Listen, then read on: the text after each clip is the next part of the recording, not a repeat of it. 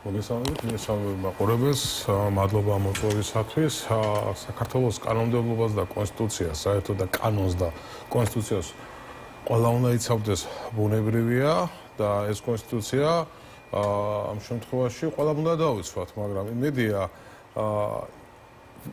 ეყოფათ იმდენი გონიერება, რომ საქართველოს ფინანსურ ამ შემთხვევაში მდგრადობას საფრთხეს არ შეუქმნია. ნუ ამას ასე ვიტყვი, ამ შემთხვევაში სხვა სიღრმეებში არ დავერწავალ, მეც იმედია საქართველოს ფინანსურ მდგრადობას, საუბარია ხელისუფლების წარმომადგენლებზე, ამ შემთხვევაში იმედია ეს ხელისუფლების წარმომადგენლები საქართველოს ფინანსურ მდგრადობას საფრთხეს არ შეუქმნია. აი, როგორ შეიძლება ეს ყველაფერი, არ ვიცი, მოხერხდეს? არ ვიცი, ნახოთ, მე ერთი რამ შემიძლია გითხრათ, რომ ერთის მხრივ აღასრულო ბრიტანული სანქცია უკაცრავად, მაგრამ ქართული ოცნების წარმომადგენლები თვითონ საუბრობდნენ რამოდენიმე დღის უკან, რომ თვითონაც არ არღვევენ სანქციებს და საერთაშორისო სანქციებზე მიერთებული არიან. მე მგონი გახსოვთ, ხო, ამასთან დაკავშირებით საუბარი იყო, ხო და არა, ერთია, ასე ვთქვათ, ფიზიკურ პირებზე დაწესებული სანქციები, მაგრამ დანარჩენს დაველოდოთ. მე სხვა ხა წინასწარ განჭვრეტაში ვინ რას იზამს, როგორ იზამს, რაღაცა ექსპერტულ შეფასებებში ვერ შევალ, სიმართლე გითხრათ. თავარი არის საქართველოს ეროვნული ინტერესები და საქართველოს ეროვნული ინტერესებიდან ამოსვლა. ეს არის ჩვენი პარტიის და მათ შორის ბუნებრივია ჩემი უმთავრესი მიზანი და ინტერესი არის იყო და იქნება. ეს არის უმთავრესი. ირაკლი კობახიძის განცხადებაში დაინახეთ თუ არა, რომ მოხერხდება ერთის მხრივ საქართველოს ეროვნული ინტერესების დაცვა და მეორეს მხრივ, როგორც ის ამბობს, დაცული იქნება მედიის თავისუფლების ძირითადი უფლება, როგორც იმედში, ისე პოსტ ტივიში. მოდით, ერთ რამეს გეტყვით, სანქციაზე ხომ საუბრობთ?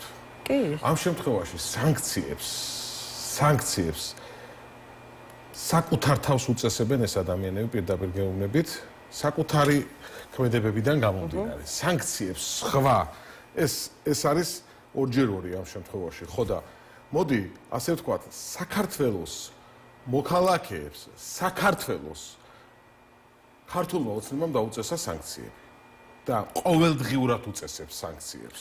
ყოველდღიურად უწესებს ემას სანქციებს. ყოველდღიური სანქციებია ის, თუნდაც რომ შემოაქვს სხვადასხვა სახის აკრძალვები. აი მაგალითისათვის გაუგონარი აკრძალვებია, ხო? მაგალითისათვის ახლა ვენახის გაშენება. კი ბატონო, ვენის ეროვნულ სააგენტოსგან უნდა აიღო ნებართვა. ვენახორეთ სანქციებზე ვსაუბრობთ და სანქციებს საქართველოს მოქალაქეებს უწესებს ხელისუფლება. საკუთარ მოქალაქეებს უწესებს ხელისუფლება და სულ 2 წუთი დამჭირდება. ახალი ვენახის გაშენებისათვის, აი დღეს რომ მომდის ვენახის გაშენება და მოუკიდებლად ვერ გააშენებს, ვერც კახეთში, ვერც იმერეთში, ვერც ქართლში და ასე შემდგომ გლეხი ქართველი ადამიანი თუ ნებართვა არ აიღო. ხო წარმოუდგენელია ახლა, წარმოუდგენლად ჟღერს, მაგრამ ვენახის გაშენება ერთი წუთი დავასრულოთ, სხვა ზარმაზე გადავალ, უყურეთ. ბევრ რამეს ამბობენ. არგუმენტი აქვს საკანონმდებლო ცვლილებას, ამიტომ არგუმენტს ბევრს მოიყვანე, რამდენად რეალური ამაზე არის საუბარი, ხო? მაგრამ მეორეზე გადავალ, ხო? ანუ ვენახის გაშენების ნებართვა უნდა მოიპოვო. დღეს იქამდე მივიდა ქართველ ადამიანს და ქართველ გლეხს ეუბნებიან, რომ ვენახის გაშენების ნებართვა მოიპოვო. მეორე საკითხი, მეორე საკითხთან დაკავშირებით მინდა გითხრათ. რომ ისა რა ქვია, როდესაც საუბარია ავტომობილების შემოყვანაზე, მეორე სანქცია საქართველოს მოქალაქეებს. ეს სანქცია როგორ არის 6 წლის ზევით ავტომობილს საქართველოს მოქალაქე ვერ შემოიყვანს. გაუგონარი რამ არის. ისთვის არსებობს ტექ ინსპექტირებები ამ შემთხვევაში. რატომ არის საქართველოში ტექ ინსპექტირების ცენტრები? იმისთვის რომ გამონაბოლქვზე შეამოწმონ, ტექნიკური მდგრადობა შეამოწმონ. მაშინ ისთვის არის ეს და ისთვის იხდეს საქართველოს მოქალაქეები. ხო, მაგრამ მეორე ერთი წუთი დავუშვათ ვენახის გაშენებასთან დაკავშირებით. და დავასრულე მე ვისაუბრებ. შეიძლება ვიღაცამ არ იცოდეს, ანუ საუბარია იმაზე, რომ ადგილწარმოშობის, ასე ვთქვათ, ჯიშების გაყალბება ხდება და ფალსიფიცირება ხდება და მოკლედ ეს აზიანებს საქართველოს რეპუტაციას. ანუ რაღაცა მინდა გითხრათ. საქართველოს დავასრულე და მაგ მიგონ. ტექნიკური გამართულობა კი არ არის პრობლემა. პრობლემა არის ავტომობილების საერთო რაოდენობა ჩვენ და მაგაზე მივდივართ, მაშინ აკრძალონ უნდა, თქვენ პირდაპირ სათქმელი, მაშინ გამოდის, ხო? თვითონ საქართველოს მოქალაქეების ხარჯზე ბიუჯეტის ხარჯზე ამ შემთხვევაში მანქანები ემსახურებათ, მძღოლები ემსახურებათ. ცალკე საკითხავია რა საჭირო ამდენი მანქანა და მძღოლი და ამდენი მომსახურე მანქანა. ბენზინის ბიუჯეტის ხარჯზე ასხამენ. რა ქვია, ტექინსპექტირებას და ტექნიკურ მომსახურებას ბიუჯეტის ხარჯზე გადიან. ტენდერებს აცხადებენ ახალ მანქანებზე და შენ საქართველოს მოქალაქეს გეუბნებიან, რომ 6 წლის ზევით მანქანას ვერ იყიდი. უკაცრავად და საქართველოს მოქალაქის შემოსავალი რამდენია? ვინმე თქვას? ეკონომიკა როგორ ხო და მაგას გეუბნებთ თქვენზე ლაპარაკობ ზოგადად რიტორიკულ კითხვებს ხო შესაძლებლობა როგორ აქვს თუ თავისი გადმოსახედიდან უყურებენ უკაცრავად თუ იმით უყურებენ რომ კორუფციამ წაიღო და შეჭამა ემა ეს ქვეყანა თავიდან ბოლომდე საქართველოს ორგზის პრემიერ-მინისტრმა აღიარა არავის უდანაშაულობის პრეზუმპცია არ დავარქვით მე და თქვენ საქართველოს ორგზის პრემიერ-მინისტრმა აღიარა დანაშაული ძიმე განსაკუთრებით ძიმე გადანაშაულთა კატეგორიაშია. აღიარა დანაშაული იყო შინაგან საქმეთა მინისტრიც. იყო ესა რა ქვია თავდაცვის მინისტრიც. თუ მინისტრები არ დარჩა, კითხვები რო არ არის და ზოგის მიმართ დევნაა სისხლისამართლებრივი დაწყებული. წარმოუდგენელი რამ ხდება ამ ქვეყანაში. ისე თავის გადმოსახედიდან უყურებენ და საქართველოს მოქალაქეებს საცობებიო. ანუ რა გამოდის, რომ საცობები უნდა მოსპორს და აგრძალონ თუ მანქანები აიგზელება საცობი არ იყო და ღვინოზე თქვი და არ მინდა რომ ეს რა ქვია ვენახზე თქვით უბრალოდ და ყველა ამ შემთხვევაში გვიხარიათ რაბახოთ და საдрабахოთაა საქმე ხო და გასახარათაა საქმე რომ 1000 წლეულობით ისტორია აქვს ქართულ ვენახს და ქართულ ვაზს ამ შემთხვევაში დიახ 1000 წლოვანი ეს არის ხო აკვანია საქართველოს იმის რა ქვია ანუ სანამ ქოციანობა იქნებოდა, სანამ ქოცები იქნებოდა ხელისუფლებაში, როგორ მოვიდეს 1000 წლეულობით მანძილზე ეს ვენახი? გვინმე მახსნას და ახლა ამათ უნდა ეს არის ვენახის გადარჩენისთვის გაკეთებული. უკაცრავად ჩამოთვალეთ, ხოლმე მცირე ნაწილია. ერთი ეთერი არ გვეყოფა ამას. ხო, მცირე ნაწილია, აი თუნდაც ბოლო დროს განხორციელებული კითხვებს მე სხვა კითხვებზე გადავა. კი ბატონო, კი. იმაზე როცა საუბრობდით, ამასთან დაკავშირებით, უკაცრავად სანქციებთან დაკავშირებით. ეს სანქციები გასახარი კი არ არის. სადამდე მივედით ხალხო. რომ ეს არის ქვეყნისთვის არის უმძიმესი. უყურეთ, სადამდე მიიყვანა ხელისუფლებამ საქმე. აი ამაზეა საუბარი. სადამდე მიიყვანეს საქმე. აი ამაზეა საუბარი.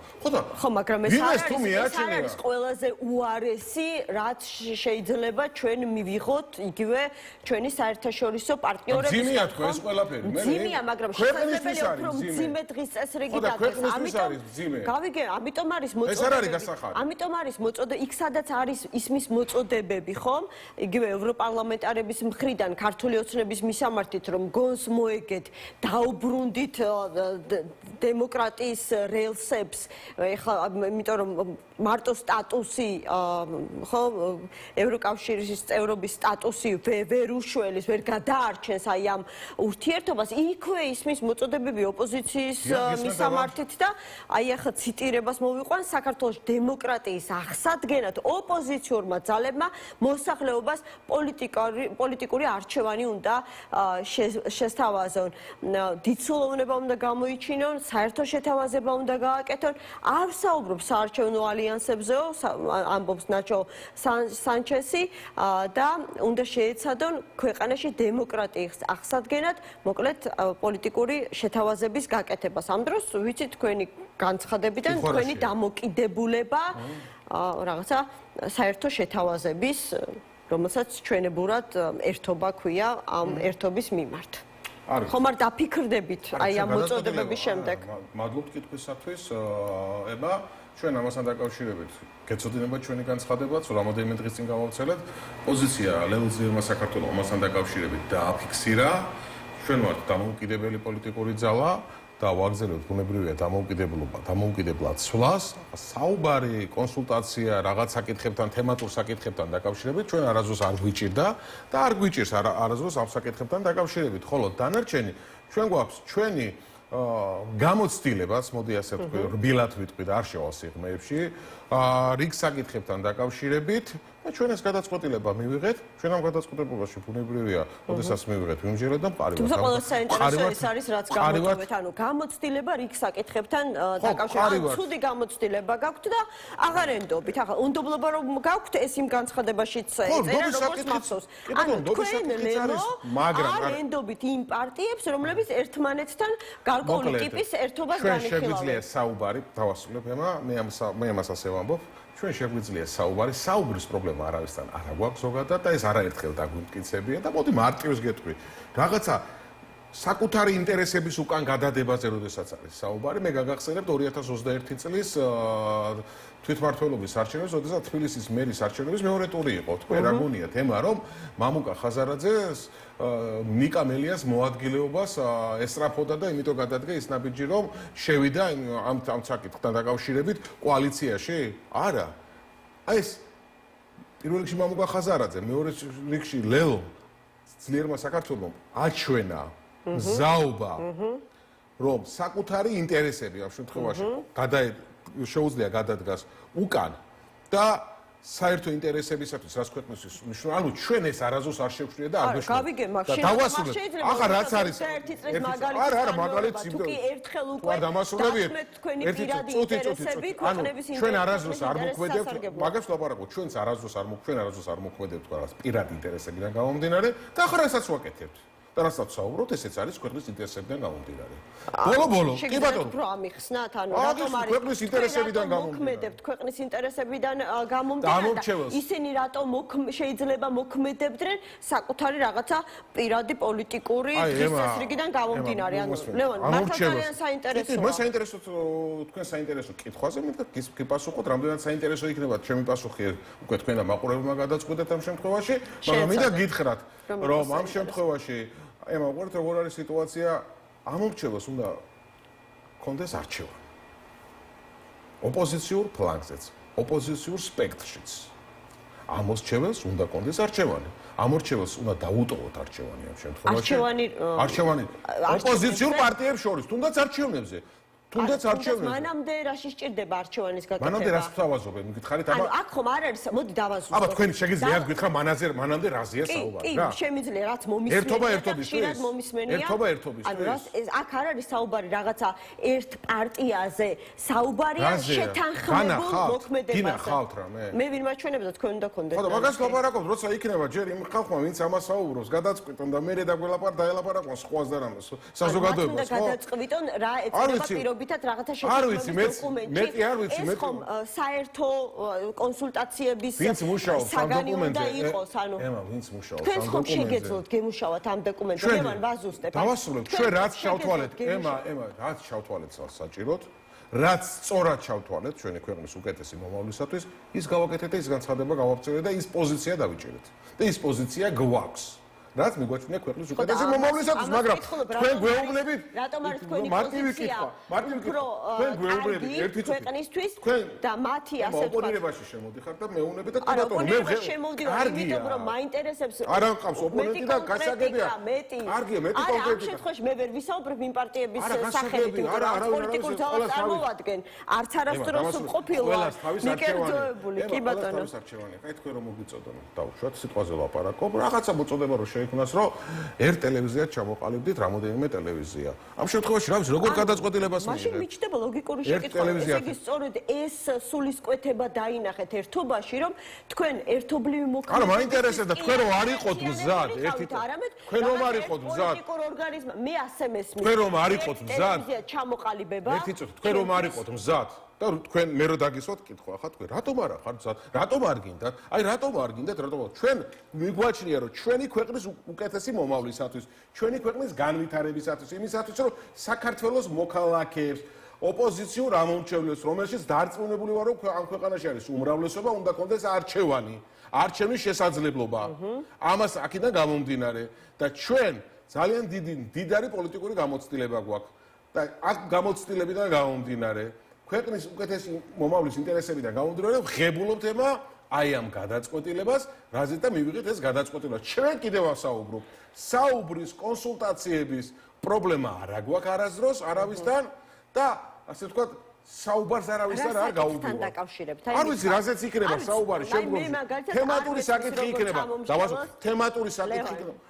თქვენ ჯერ მითხარით რაზე არის სხვასთან დაკავშირებით საუბარი, რაზე არ საუბრობთ. კარგი, მე მაგალითად როგორც ერთ რიგით ამ უმრჩეველს, ამ ქვეყნის რიგით მოქალაქეს, მაინტერესებს რატომ შეიძლება შეილახოს რაღაცა პოლიტიკო და ხელყოფა მოხდეს პოლიტიკური მრავალფეროვნების, თუ კი პოლიტიკური ძალები შეთანხმდებიან ერთობლივ მოქმედებაზე, მაგალითად პროტესტის დაორგანიზების თვალსაზრისით, მაგალითად ერთიანი პოზიცია ექნებათ, ხვალ რომ საპარლამენტო არჩევნები დაინიშნოს საარჩევნო პირობების ცვლილების გარეშე ბოიკოტის რეჟიმში დარჩებიან თუ არჩევნებში მიიღებენ მონაწილეობას. ყველა ღები მიიღებს ამ საერთოდ ნებისმიერ საკითხთან დაკავშირებით, ხო? ყველა ღებულობს ინდივიდუალურ გადაწყვეტილებას, თუნდაც რაღაცა ერთობა რო იყოს 5, 7, 10 პარტიის, ხო?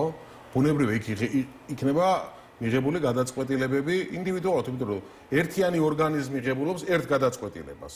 ერთი პარტია ღებულობს ერთ გადაწყვეტილებას. დანარჩენი ღებულობს კონსულტაციებთან დაკავშირებით. ანუ ბოიკოტში ვრჩებით თუ მონაწილეობთ, ეს არის ერთი პარტიის მისაღები გადაწყვეტილება. გადაწყვეტილება. ხო გახსოვთ არა თვითმმართველობის არჩევნებთან დაკავშირებით და მივიღეთ ეს გადაწყვეტილება. უკმაყოფილო ხართ შედეგით? არა, შედეგით არა, ჩვენ მივიღეთ სწორი გადაწყვეტილება მასთან დაკავშირებით. შედეგით ხართ უკმაყოფილო?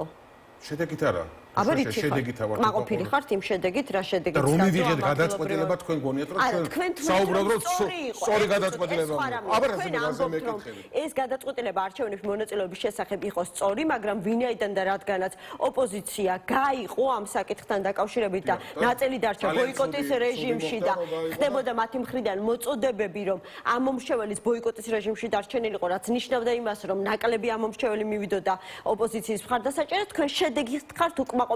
ახლაც არის რისკი, რომ თუ კი ოპოზიცია სხვადასხვა პოზიციაზე დარჩება, იგივე შედეგი დადგეს, მაგალითად თუ პირობითად ქართული ოცნება გადაწყვეტს აი ამ რთული ვითარებიდან გამოვიდეს ვადამდელი საპარლამენტო არჩევნებით. მაშინ თქვენ კითხვაზე პასუხს ჩვენ კონკრეტულ თემასთან, თემატურ საკითხს მიადექით, კონკრეტულ თემასთან, კონკრეტულ საკითხთან დაკავშირებით ჯაბაასის საუბრის, პოლემიკის ასთა გაცვლა გამოსვლის არასდროს პრობლემა არ ქონია არავისთან. მაშინ შეკითხვა რაზე საუბრობდით მაშინ თქვენ კონსულტაციების რეჟიმში იყავით. ვიცი რომ კონსულტაციებში მონაწილეობთ. არ ვიცი ერთი თვის წინ მანამ სანამ განსხვავებულ განცხადებას. მე არ ვიცით. როგორ არ იცით რა კონსულტაციები არა. თქვენი პარტიის წევრებსაც გაუკეთებიათ რომ განცხადება რომ ირაკლი კუპრაძე არა რაღაცა მრგვალი მაგიდის ფორმატში, მაგრამ მაგალითად ზურაბ გირჩი ჯაფარიძე. შეხვდა რა არის? შეხვედრა რას ნიშნავს? ანუ შეხვდა კონკრეტულად ამ თემასთან დაკავშირებით, თორემ მე ხა გადაპატიჟებას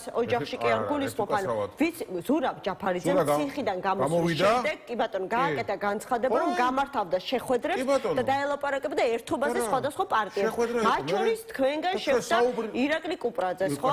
ემა, ჩვენ გითხარით საუბარს არ გაუგვივართ თქვა არავისთან, ჩვენ საუბრობთ ერთი წუთით საუბარს არ გაუგვივართ თქვა არავისთან და ჩვენი პოზიცია განცხადებაში არის ასახული. შეგიძლიათ იხილოთ. შეგიძლიათ იმ განცხადებიდან დამისვათ კითხვები, თუ რამე გაბუნდოვანია და მე აქ ვარ ერთ-ერთი წარმომადგენელი პოლიტსაბჭოსი, რომელმაც შეგიძლიათ ბუნდოვანება თუ რამე და არ ამგონია ჩვენ განცხადება ბუნდოვანი ყოფილიყო, მაქსიმალურად გასაგები იყო, მაგრამ ბოლოს როგორც იურიც მინდა გკითხოთ, თქვენი გადაწყვეტილება საბოლოო და გასაჩივრებას არ ექვემდებარება, ანუ იმასთან დაკავშირებით, რომ აი ამ ტიპის ერთობაში გაუგებარში, სადაც არაფერი კონკრეტიკა თქვენთვის და სიახლე არ არის წარმოდგენილი, თქვენ მონაწილეობას არ მიიღებთ. ის კითხე გახარიას პარტიასაც და თქვენც გეკითხებით, რა შეიძლება მოხდეს ისეთი, რომ თქვენ გადახედოთ აი ამ თქვენს განცხადებაში მოცემულ გადაწყვეტილებას. მოცემულ ეტაპისათვის ემა, ჩვენ ეს განცხადება, ეს პოზიცია მოცემულ ეტაპისათვის მიგვაჩნია სწორად, ცალსახად სწორად მივიღეთ ეს გადაწყვეტილება და ვამცნეთ საზოგადოებას, ეს შემიძლია გითხრა. დანარჩენი, რა ვიცი, პარტიები, რომლებიც ჩამოყალიბდებიან, ასე ვთქვათ, არ ვიცით არც მე, არც თქვენ, რაზე ჩამოყალიბდებიან, ნახოთ და შემდგომ იმჯეროთ სხვა საკითხებთან დაკავშირებით. კარგი, მაშინ როგორია თქვენი დღის წესრიგი, აი თუ შეგიძლიათ პოლიტიკური დღის წესრიგი ხარ?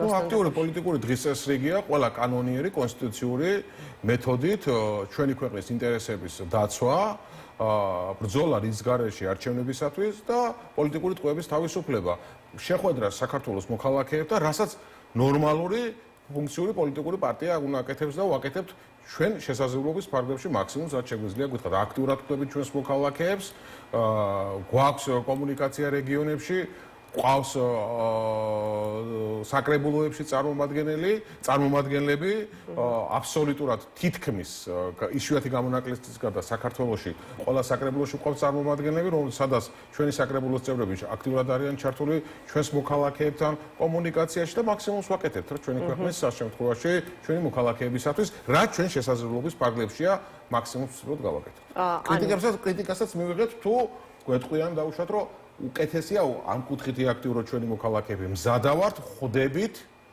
იცის ყველა ბევრი ვინც გვიყურებს რომ ცენტრალურ ოფისში იქნება მის მიღმა იქნება მოდიან მოქალაქეები მეც ჩემი კოლეგები აქტიურად ვესაუბრებით ხვდებით გვაქვს შეხვედრები მოქალაქეებთან ხო მოქალაქეებთან ღებულად მათ რჩევებს და ვითვალისწინებთ ბუნებრივად და ემზადებით საპარლამენტო არჩევნებისთვის შეიძლება ასე ითქვას წინასწარ რამეს თქმა თქვენ გაქვთ რამე თარიღი იქნება რიგარეშე საპარლამენტო არჩევნები იცით არ ვიცი ჩვენ ვითხოვთ 2028 წლამდე დიდი დროა და ვითხოვ არა მაგას ლაპარაკობ ვითხოვთ ბუნებრივად და პოლიტიკური პარტია ყოველთვის ემზადება და უნდა ემზადებოდეს არჩევნებისთვის ანუ ითხოვთ მაგრამ არ გჯერათ ეს არის პოლიტიკური პარტიის მაგამდელი არჩევნები დაინიშნება ჩვენ ვიბძვით მაგრამ არ ემზადებით ვებზადები და ვიბძვით ბუნებრივია ვებზადები და ვიბძვით ხო და დამიზუსტეთ ემზადებით ვადამდელი საპარლამენტო არჩევნებისთვის თუ ემზადებით 2028 როცა ითხოვ მაშინ ემზადები კიდევაც ხო მაგრამ გარანტიების მოცემა ამ შემთხვევაში ახლა ჩემს მხრიდან და არასერიოზული იქნება მე ყველა სიტყვას წონედი ესე ვსაუბრობ